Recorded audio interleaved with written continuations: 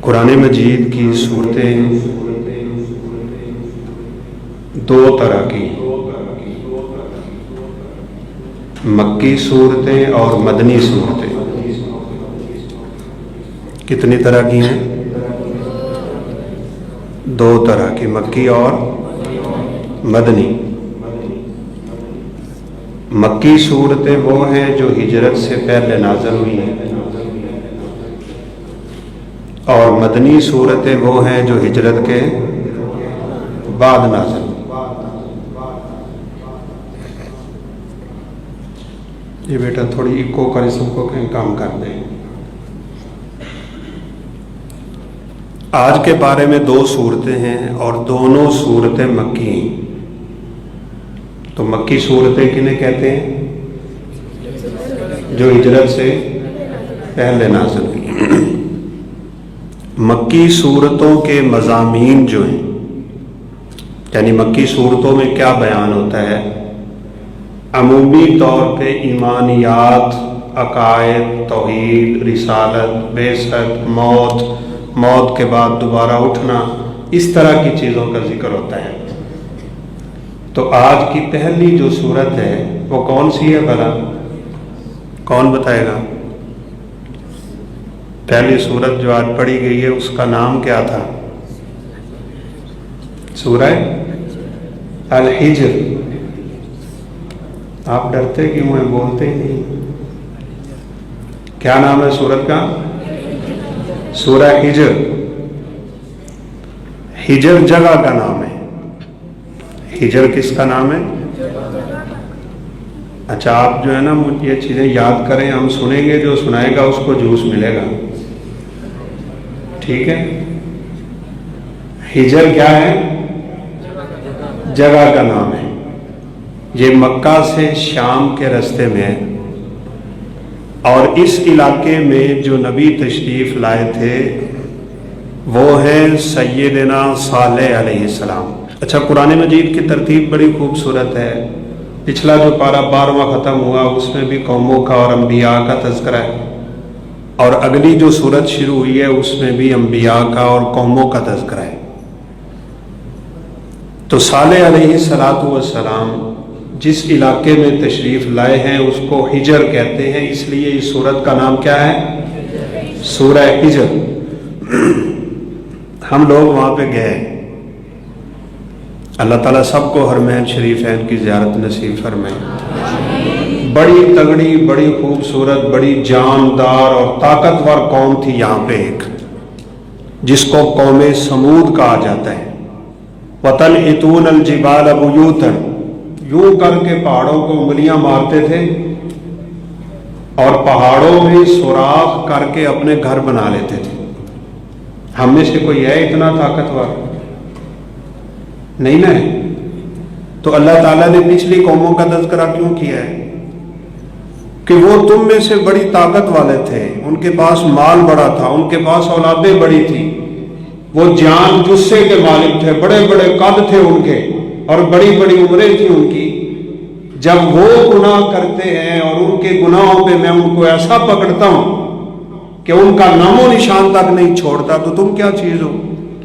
تمہاری عمریں تھوڑی، تمہارے قد تھوڑے، تمہاری اولادیں تھوڑی، تمہارے پاس مال تھوڑا، تم ہر لحاظ سے تھوڑے، اور پھر بھی گناہ کرتے ہو۔ سابقہ قوموں کو دیکھو میں نے ان کا کیا حال کر دیا ہے۔ تو اگر آپ وہاں پہ جائیں تو دیکھیں پہاڑ ابھی باقی ہیں، ان پہاڑوں میں ان کے گھر بھی ابھی باقی ہیں، لیکن اللہ جس قوم کو برباد کرتے ہیں اس کا نشان نہیں چھوڑتے، بندہ کوئی باقی نہیں۔ جہاں پہ آپ کے دروازہ ختم ہوتا ہے وہاں سے ان کا دروازہ شروع ہوتا ہے۔ اتنے لمبے لمبے قدوں کے مالک تھے وہ۔ تو صالح علیہ السلام نے ان کو دین کی تبلیغ کی۔ غالباً کوئی 60 بندہ مسلمان ہوا ہوگا غالباً، باقی سب نافرمان۔ تو ایک دن حضرت صالح علیہ السلام کو کہنے لگے، آپ ذرا ان کا مطالبہ سنیں کہ اگر تو سچا نبی ہے تو اس پہاڑ سے اونٹنی نکال کے دکھا۔ کیوں بھائی، پہاڑیں ہی اونٹنیاں نکلتی ہیں؟ جانور تو جانوروں سے پیدا ہوتے ہیں نا، پہاڑوں سے تو پیدا نہیں ہوں گے، لیکن اگر اللہ چاہے تو ہو سکتا ہے کہ نہیں؟ قوم نے مطالبہ کر دیا اگر تو سچا نبی ہے تو اس پہاڑ سے کیا کر، اونٹنی نکال کے دکھا۔ فرمایا میرے پاس تو یہ طاقت نہیں ہے، ہاں اللہ تعالیٰ چاہے گا تو نکل آئے گی۔ اور ہوا بھی یہ کہ پہاڑ سے اونٹنی نکل آئی۔ اونٹنی بھی بڑی تگڑی تھی۔ ہم وہاں پہ گئے تو جس پیالے میں اس کو دودھ دوتے تھے نا، ہمارے ایک دوست تھے، اس نے پیالے کے اندر چھلانگ لگائی، چھلانگ لگا کے یوں کر کے ہاتھ اوپر کیا تو ہاتھ نظر نہیں آتا تھا۔ اس پیالے میں جو اونٹنی دودھ دوتے تھے، بقول ان کے جو ہمیں زیارت کروا رہے تھے، اتنی بڑی اونٹنی۔ فرمایا اب یہ نشانی تمہارے سامنے آ گئی ہے، اب اس اونٹنی کو تم نے کچھ کہنا نہیں ہے، ناقۃ اللہ، یہ اللہ کی نشانی ہے۔ جس دن اونٹنی پانی پیتی تھی وہ اتنا پانی پی جاتی تھی کہ ان کے جانوروں کے لیے پانی بچتا ہی نہیں تھا۔ انہوں نے کہا میرے روڑے لو پہ گئے، اس کو قتل کرو۔ اللہ اکبر۔ بس انہوں نے برا ارادہ کیا، فاقر الناقۃ، اونٹنی کو پوچھیں کاٹ دی، حملہ کر دیا، تلوار ماری، بدبخت نے اونٹنی کی ٹانگیں کاٹ دی۔ اللہ تعالیٰ کا عذاب آنا تھا۔ صالح علیہ السلام نے فرمایا 3 دن کی تمہارے پاس مہلت ہے، تیار ہو جاؤ، تمہارے چہرے بدلیں گے اور تیسرے دن عذاب آ جائے گا۔ یہی ہوا۔ کہتے ہیں سب سے پہلے ان کے چہرے زرد ہو گئے، تو ایک دوسرے کو ملتے تھے تو پیلے پیلے چہرے، تو ان کو نظر تو آ گیا کہ عذاب آنے والا ہے، لیکن جب بدبختی چھا جاتی ہے نا، جب گناہوں کا وبال انسان کے گلے پڑ جاتا ہے اور جب گناہوں کی زندگی میں بندہ ڈوب جاتا ہے تو وہ عذابوں کو بھی عذاب نہیں سمجھ رہا ہوتا۔ آج امت پہ کتنے عذاب ہیں ان گناہوں کی وجہ سے۔ کیا کیا تھا قوم صالح نے؟ اللہ تعالیٰ نے ان قوموں کے تذکرے ویسے نہیں کیے، فَكُلًّا أَخَذْنَا بِذَنبِهِ، ہم نے ساری قوموں کو ان کے گناہوں کی بدولت پکڑا ہے۔ کسی کو غرق کر دیا، کسی کو تباہ کر دیا، کسی کو پانی میں ڈبو دیا، کسی کو زمین میں دھنسا دیا، کسی کو یوں زمین سے اٹھا کے آسمان پہ لے جا کے وہاں سے پٹک کے اوپر سے پتھروں کی بارش کر دی۔ وَأَمْطَرْنَا عَلَيْهِم مَطَرًا، اتنی عجیب بارشیں تھی وہ کہ قوموں کے نشان تک ہم نے مٹا دیے۔ یہ تذکرے ہوئے ہی اس لیے ہیں کہ اگر وہ گناہوں کی وجہ سے برباد ہو سکتے ہو تو تم کس بات کی مولی ہو؟ ہمیں بھی گناہوں سے بچنا ہے کہ نہیں بچنا ہے؟ نہیں مانا قوم نے حضرت صالح علیہ السلام، اونٹنی کاٹ دی۔ لو جی اتنے لمبے تڑنگے اور طاقت والے لوگ، ابن کثیر رحمہ اللہ نے تو غالباً یہاں تک بھی لکھا ہے کہ درخت کے درمیان میں ہاتھ رکھ کے نا یوں جب زور لگاتے تھے تو درخت کو زمین تک چیر کے رکھ دیتے تھے۔ ساڈے کو لکڑی نہیں ٹوٹ دی، ہم کیا شے ہیں ان کے سامنے بیٹھے؟ تو پھر گناہ نہیں کرنا چاہیے نا، گناہوں سے بچنا چاہیے، وگرنہ اللہ تعالیٰ کے عذاب آتے ہیں۔ یہ کرونا کیا ہے؟ کیوں نہیں؟ اللہ کا عذاب ہے۔ آج قوم موبائل پہ لگی ہوئی ہے، انٹرنیٹ پہ لگی ہوئی ہے، فحاشی ریانی بے حیائی بے غیرتی عام ہو رہی ہے، اور اس کے بدلے میں اللہ کے عذاب اتر رہے ہیں۔ ان عذابوں کی ایک شکل کرونا ہے، پوری دنیا کو جکڑ دیا کہ نہیں اللہ نے؟ جب وہ دنیا کو تباہ کرنے پہ آئے گا تو ایک لمحے کی بات ہے، بڑے بڑے شان والے اور بڑی بڑی جان والے تھے یہ لوگ، فرشتے نے ایک چیخ ماری، فَأَخَذَتْهُمُ الصَّيْحَةُ۔ اچھا کبھی آپ لوگوں کو اندازہ نہیں ہوا ہوگا، ہم کہتے ہوئے بڑیوں خوفناک آوازیں ہوتے، بڑی خوفناک آواز ہے۔ ہم لاہور پڑھتے تھے، رات کے 2 بجے کا ٹائم تھا غالباً، تو ایک بچے نے چیخ مار دی بڑے زور سے، بس اس کی چیخ کیا تھی گویا کہ قیامت آ گئی، سب چیخیں مارنے لگے۔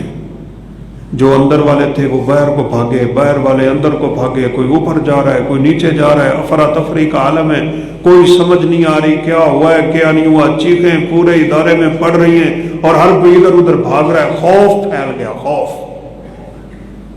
صبح جو سامنے کوٹھی والا تھا نا، اس نے کہا جب رات کو چیخیں پڑی ہے نا تو میں نے دیکھا یہاں سے کوئی روح گزر رہی تھی، روح، ایسے خوف چھا جاتا ہے۔ تو خوف کی اگر آواز آپ نے کبھی سنی ہو، بس ایک آواز تھی، اس آواز کی وجہ سے ان کے دل پھٹے اور یوں پٹک پٹک کے وہ گرے زمین پہ، کأنہم اعجاز نخل خاویہ، یوں لگتا تھا کہ بڑی لمبی تڑنگی کھجوریں پڑی ہوئی۔ وہ اتنے طاقتور ہو کہ اللہ کے عذاب کا مقابلہ کر سکے؟ نہیں کر سکے۔ اس لیے اس سورت مبارکہ کا سب سے بڑا سبب یہ ہے کہ ہم پچھلی قوموں کے تذکرے پڑھ کے سنیں اور سمجھیں کہ جب انہوں نے گناہ کیے تو وہ برباد ہو گئے، تو آج کا اگر کوئی شخص بھی گناہ کرے گا تو اس کا نتیجہ تباہی، اس کا نتیجہ بربادی ہے، اور اللہ تعالیٰ کے عذابوں کی شکلیں اس کے گناہوں کی وجہ سے آتی ہیں۔ اللہ تعالیٰ سے دعا ہے وہ ہمیں گناہوں سے بچا لے۔ قوم صالح کا ذکر ہے، اس کے ساتھ قوم مدین کا ذکر ہے، ابراہیم علیہ السلام کی قوم کا بھی ذکر ہے اس صورت مبارکہ میں۔ ماپ تول میں کمی کرتی ہے قوم شعیب، اصحاب مدین، ماپ تول میں آج ہمارے مسلمان نہیں کرتے، کیوں جی؟ ایسی چالاکی سے وہ تولتے ہیں کہ بندے کو پتہ ہی نہیں چلنے دیتے۔ تو اللہ تعالیٰ نے اس قوم پہ بارشیں روک دی۔ جب کبھی کسی قوم میں ماپ تول کی کمی آتی ہے، قحط سالیاں آتی ہیں، بارشیں رکتی ہیں تو اللہ کا رزق رک جاتا ہے، پھر قحط سالی کسی شکل پیدا ہو جاتی ہے۔ اور ایک حدیث میں آتا ہے لولا البہائم لم تمطروا، اگر جانور نہ ہوتے تو اللہ تمہیں ایک قطرہ پانی کا نہ دیتا تمہارے گناہوں کی وجہ سے۔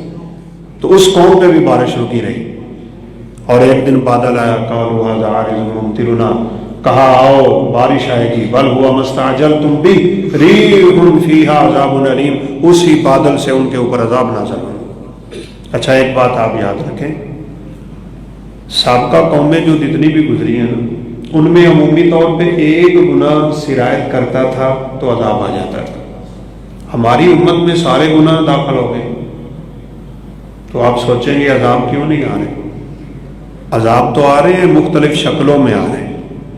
پوری قوم پہ عذاب اس لیے نہیں آتا کہ نبی کریم صلی اللہ علیہ وسلم نے دعا کر دی تھی یا اللہ میری امت پہ سابقہ امتوں کی طرح مشترکہ عذاب نہیں آنا چاہیے، وہ دعا قبول ہوئی ہے، وگرنہ پچھلی ساری قوموں کے گناہ مل جل کے اس امت میں داخل ہوئے ہیں۔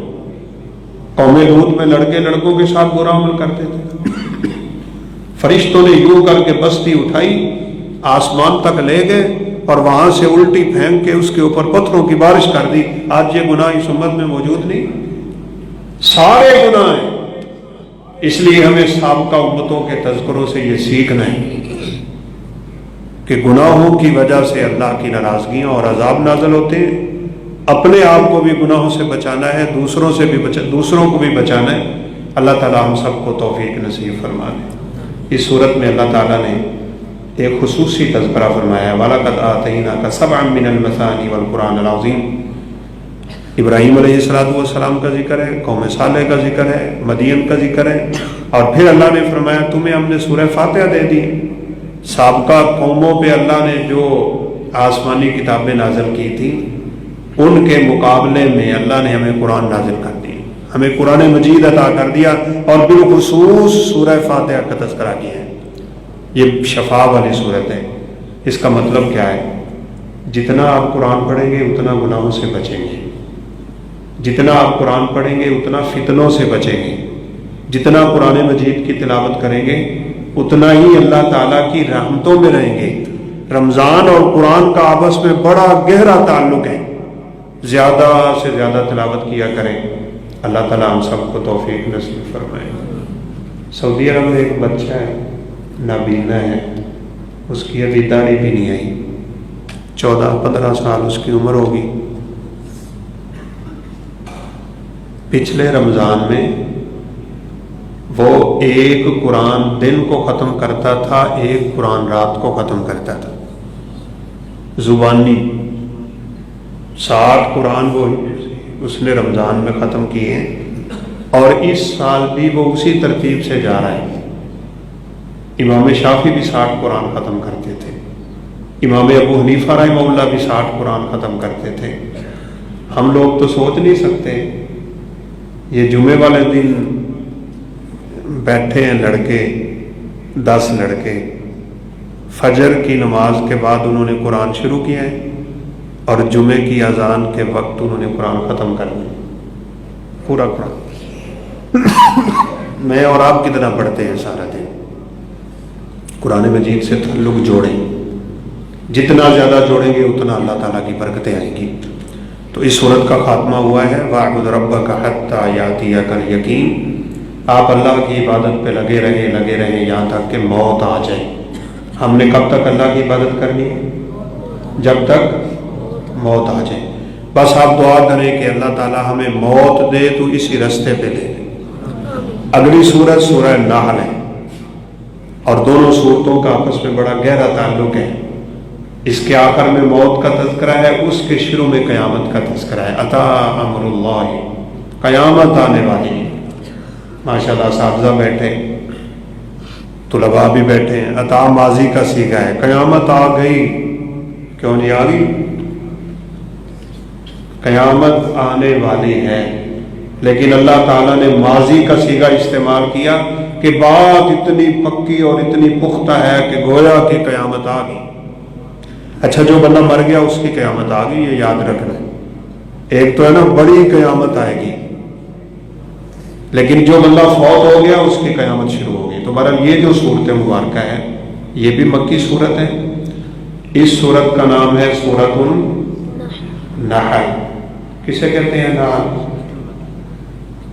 کیوں بھائی؟ شہد کی مکھی کو۔ اللہ اکبر۔ اس صورت کا دوسرا نام مفسرین کے ہاں نعمتوں والی صورت ہے۔ کون سی صورت؟ اس میں اللہ نے بڑی نعمتوں کا ذکر کیا ہے۔ یہ جو آپ جوس پیتے ہیں اس کا ذکر بھی ہے، یہ جو آپ کھانے کھاتے ہیں اس کا ذکر بھی ہے، یہ جو آپ اے سی لگا کے بیٹھے ہیں نا اس کا ذکر بھی ہے، یہ جو گھر بنا کے بیٹھے ہیں اس کا ذکر بھی ہے۔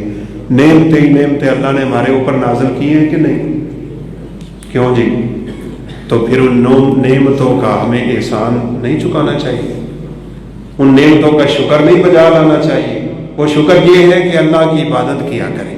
پہلے ہی پارے میں ہے نا اللہ تعالیٰ فرماتے ہیں کہ اپنے رب کی عبادت کرو کیونکہ اس نے تمہیں پیدا کیا ہے، وہ تمہارا خالق ہے۔ جو بھی کسی کے ساتھ اچھا سلوک کرے تو ہم دنیا میں بھی اس کے ساتھ اچھا سلوک کرتے ہیں کہ نہیں؟ شکریہ ادا کرتے ہیں۔ تو ان نعمتوں کا مطلب یہ ہے کہ اللہ تعالیٰ کا شکر ادا کرتے رہنا چاہیے۔ کرتے رہیں گے بچے رہیں گے۔ محترم قاری صاحب پڑھتے پڑھتے رو پڑے تراویحوں میں، تو وہاں پہ آتے یہ تم کب تک اللہ تعالیٰ کے عذاب سے بے خوف رہو گے؟ اپنی مرضی کرتے رہو گے؟ کیا تم اس بات سے امن میں آ گئے ہو کہ زمین پھٹے اور تم زمین میں چلے جاؤ؟ افامن تم میں یکسف بکم۔ دو چار آیتیں اس موضوع کی ہیں۔ ڈرو اس رب سے، اس نے نعمتیں دی ہیں، اس نے تمہیں عقل دی، فہم دی، بصیرت دی، بصارت دی، شعور دیا، عقل سب کچھ دیا، جوانیاں، حسن سب۔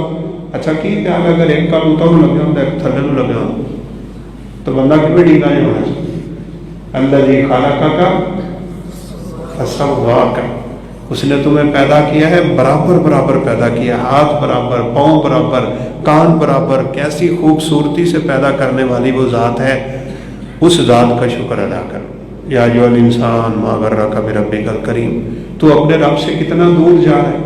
تو بہرحال ان نعمتوں میں بالخصوص شہد کا ذکر ہوا ہے۔ شہد پیتے ہیں؟ ایک دفعہ مسجد قبلتین کے ساتھ ایک مسجد ہے، وہاں سے نماز پڑھ کے نکلے تو ایک بدو بابا پینڈو وہ شہد بیچ رہا تھا گاڑی میں، اس نے چھتا باقاعدہ رکھا ہوا تھا، تو وہ کہتا تھا کہ بیری کا شہد ہے۔ تو ہم نے اس سے پوچھا کم کتنے ریال کلو؟ بڑی پرانی بات ہے۔ تو اس نے اس وقت غالباً 400 ریال کلو کہا تھا۔ 400 ریال کلو کا مطلب ہے 18,000 روپے کا 1 کلو پینا ہے۔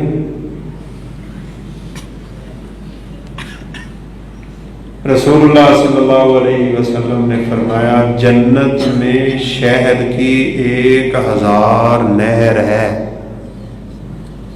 کیوں جی؟ وہ جنت چاہیے، وہ شہد چاہیے جنت والا، وہ نعمتیں چاہیے، تو اللہ تعالیٰ کی عبادت کریں۔ کبھی بیٹھ کے سوچے مکھی شہد کیسے بناتی ہے، اس کو کون کہتا ہے شہد بناؤ؟ وَأَوْحَىٰ رَبُّكَ إِلَى النَّحْلِ، یہ رب کے حکم پہ شہد بناتی ہے، اللہ اس کے دل میں ڈالتا ہے کہ تو یہ کام کر، یہ کر، وہ کر، وہ کر۔ اچھا آپ میں سے کوئی مجھے بتا دینا بچہ کھڑا ہو کہ شہد کیسے بنتا ہے، تو میں 1 کلو شہد لے دینا قاری فیصل صاحب کو۔ بڑی مشکل شہد بنتا ہے، ہزاروں سال نرگس اپنی بے نوری پہ روتی ہے، بڑی مشکل سے ہوتا ہے چمن میں دیدور پیدا۔ کہتے ہیں کہ نرگس پھول ہے، وہ مرجھایا ہی رہتا ہے، مرجھایا ہی رہتا ہے، کھلتا ہی نہیں ہے، اس کو کھلنے کے لیے بڑا عرصہ چاہیے، لیکن جب کھلتا ہے تو اپنے جوبن دکھاتا ہے، اس کی خوشبو اتنی پھیلتی ہے کہ پتہ چلتا ہے نرگس۔ اس لیے شاعر کہتا ہے ہزاروں سال نرگس اپنی بے نوری پہ روتی ہے، تو 1000 پھول کا شہد چوس کے مکھی ہمارے لیے شہد بناتی ہے۔ کتنا؟ مختلف طرح کے پھول چوستی ہے، پھر وہ اپنے اندر سٹور کرتی ہے۔ کبھی آپ یہ ہسٹری پڑھیں کہ شہد کی مکھی شہد بناتی کیسے، پھر وہ آگے چھتا کیسے تعمیر کرتی ہے، پھر اس چھتے میں وہ شہد نکالتی کیسے ہے۔ اچھا آپ کو مزے کی بات بتاؤں، آپ نے مکھیوں کی بھین بھین سنی ہوئی ہے؟ اور جدو اڑدیاں نے چھتے تو تسی وٹا مار دے، پھر لک دے جے کدھر سانو چمبڑ نہ جان، کتنی بھو بھو کی آواز آتی ہے نا۔ مکھی شہد کے چھتے میں اپنے پروں سے ہوا دے دے کے بھی شہد بناتی ہے۔ شہد زیادہ گاڑھا ہو جائے تو وہ اپنے پروں کو ہوا دیتی ہے۔ کون اس کے دل میں ڈالتا ہے یہ؟ کیوں جی؟ چیونٹیوں کا ذکر ہے، جانوروں کا ذکر ہے، اللہ تعالیٰ کی بڑی نعمتوں کا ذکر ہے۔ آپ نے کبھی دیکھا ہے سردیوں میں چیونٹیاں باہر پھرتی ہوں؟ کیوں جی؟ چھپ جاتی ہیں اپنی بلوں میں، اور پوری سردیوں کا رزق وہ اپنے لیے ذخیرہ کر لیتی ہیں۔ جو دانہ زمین میں اگنے کی صلاحیت رکھتا ہوتا ہے نا، اس کو چیونٹی کاٹ کاٹ کے چھوٹا چھوٹا کر کے مختلف کونوں میں رکھتی ہے، کدھر وچ درخت نہ اگیا کھڑا ہوئے میری کوڈ دے۔ اتنی سیانی ہے، اس کو کس نے عقل دی؟ کیوں جی؟ وَالْأَنْعَامَ خَلَقَهَا لَكُمْ فِيهَا دِفْءٌ وَمَنَافِعُ، یہ جانور اللہ نے کس کے لیے پیدا کیے؟ ہمارے لیے پیدا کیے ہیں نا۔ کھاتے ہو مرغیاں، کھاتے ہو اللہ کا دیا ہوا رزق، پھر اسی کی نافرمانیاں کرتا ہے بندہ، یہ کیسی عجیب بات ہے؟ تو اللہ منع فرما رہے ہیں کہ جس کی نعمتیں کھاتے ہو پھر اس کا شکر بجا لاؤ، اس کی نافرمانی نہ کرو۔ دودھ کہاں سے نکلتا ہے؟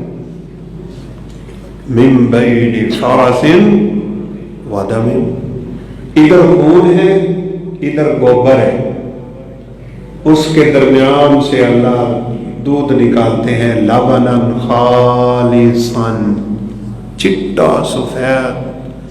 کبھی آپ نے دیکھا ہے دودھ میں کوئی تھوڑی سمیل آ رہی ہو گوبر کی، خون کی؟ کدی ویکھا ہے دودھ لال رنگ دا ہو گیا ہوئے کہ خون دا قطرہ وچ گاں دا آ گیا، مجھ دا آ گیا؟ نہیں نہ آتا۔ اچھا آپ جانور ذبح کرتے ہیں تو دودھ کدھر جاتا ہے؟ یہ ساری حکمتیں کس نے پیدا کی؟ یہ اس رب کی۔ تو اس رب کے بندے بنے، اس کی نافرمانی سے بچیں۔ اس صورت میں نافرمانوں کے بھی تذکرے ہیں کہ ان کے ساتھ میرا جیسے سابقہ قوموں کی باتیں، تو اگر اللہ کی نافرمانی پہ بندہ آ جائے تو پھر اس کے عذاب بڑے سخت ہوتے ہیں۔ اس کا فرما بردار بنا رہے، کوشش میں لگا رہے، عبادت کی اس کے اندر تڑپ موجود ہو، تو پھر اللہ تعالیٰ بڑا خوبصورت فیصلہ کرتے ہیں۔ اس صورت مبارکہ کو ابراہیم علیہ السلام کے قصے پہ لا کے اللہ تعالیٰ نے ختم کیا، چونکہ سابقہ انبیاء کے قصے چل رہے ہیں اور سابقہ قوموں کے تذکرے چل رہے ہیں، تو اللہ کے ہاں سب سے زیادہ خلیل اور سب سے زیادہ قریب انبیاء میں سے سیدنا ابراہیم علیہ السلام ہے۔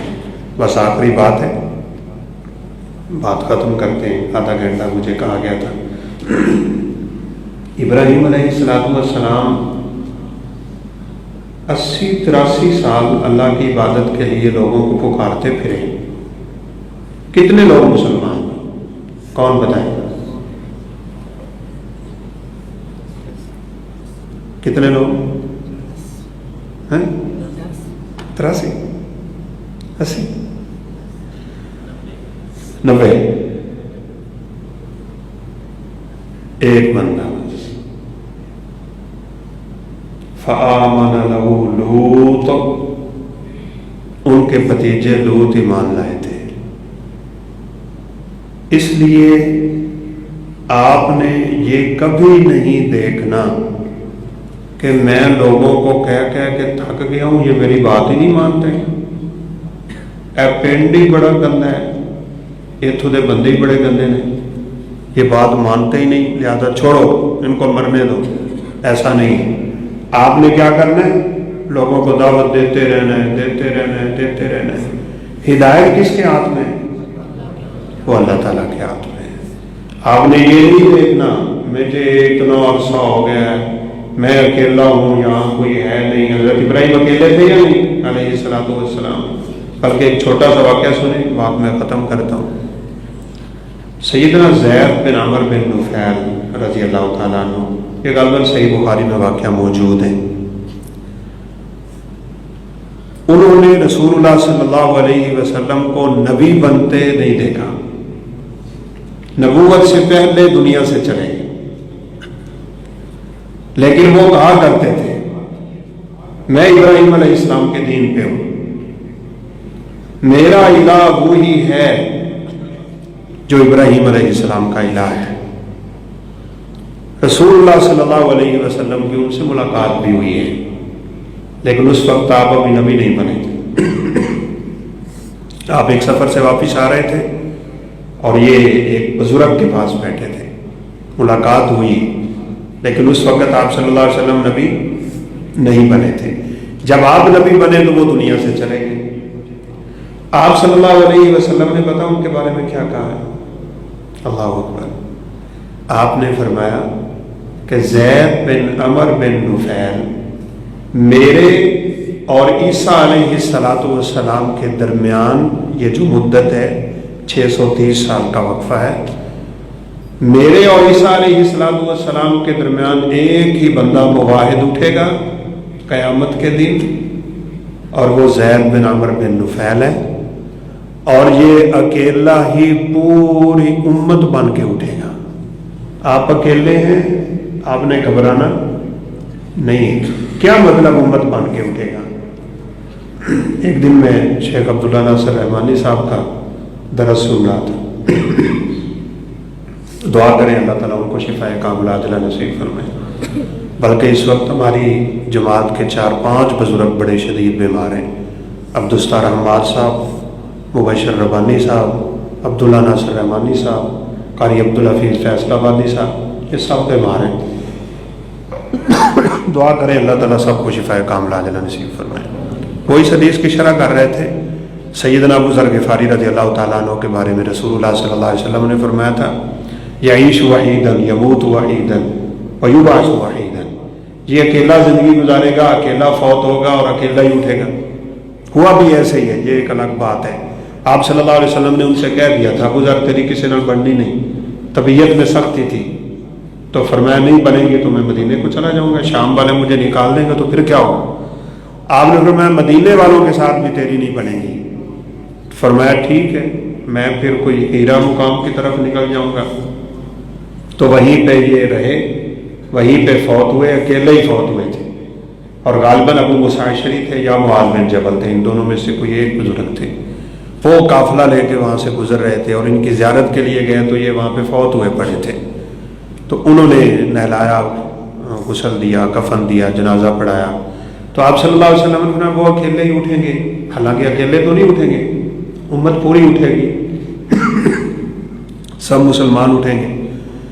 تو اس کا مطلب وہ یہ فرما رہے تھے کہ ابو ذر قیامت کے دن اٹھیں گے، اس اکیلے کے اتنے اعمال ہوں گے جتنے پوری امت کے ہوتے.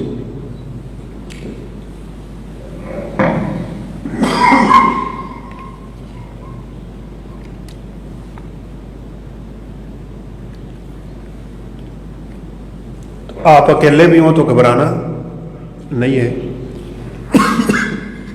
اللہ تعالیٰ ہم سب سے دین کا کام لے. دین حنیف پہ زندہ رکھے، اور اللہ ہمیں اپنے پاس خوبصورت کر دیے، اپنے بلائے۔ وآخر دعوانا